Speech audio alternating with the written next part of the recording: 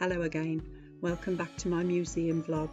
My name is Kate Round and I work for Dudley Museum Service based here at the Red House Glass Cone as outreach and as a tour guide.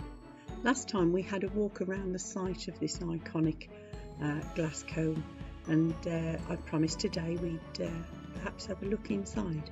So if you're ready to go back in time and have an adventure, come with me.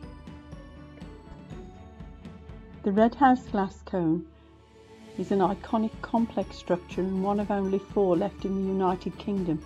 It's essentially a factory and a chimney based on the principle of a blast furnace, and it moved the glassmaking industry from forest glass to huge industrial production. This is where we enter from the waterfront into the cone. Our first view inside the cone is the centre coal-fired furnace surrounded by the working floor.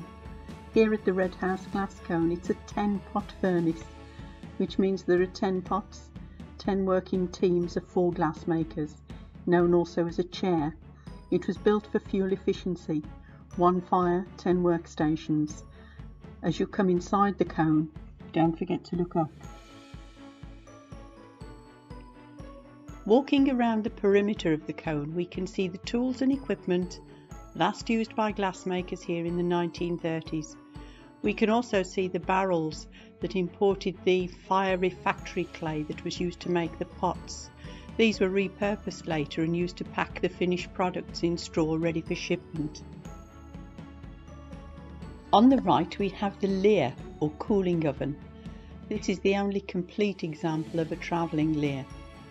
It's coal-fired at this end, and it's where the finished items were put to cool or anneal slowly as they passed through to the shrower for inspecting and moving on to the cutting shops.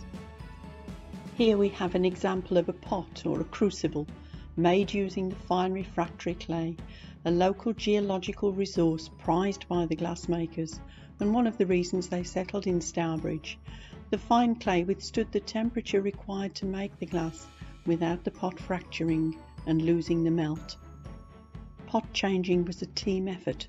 As a pot became fragile, a new pot was placed into the furnace, glowing hot.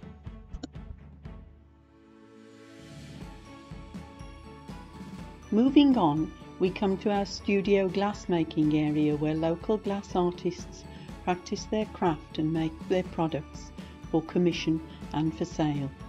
They also provide entertaining and interactive demonstrations to our tour groups.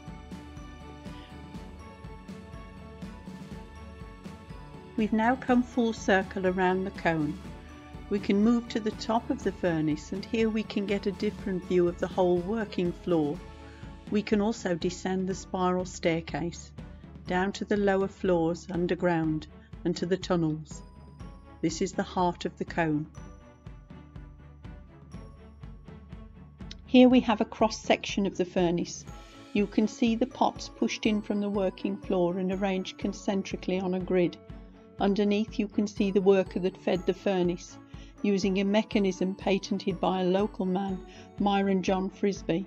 The Frisbee furnace feeder pushed the coal up into the centre of the fire and was based on the principle of an Archimedes screw. The temperature of the furnace was regulated by simply opening and closing the doors to the tunnels to allow the updraft of oxygen through the furnace. Here we leave the cone. Next time we'll have a look at how the fine lead crystal products that Stuart Crystal was noted for, how they were made and decorated. See you next time.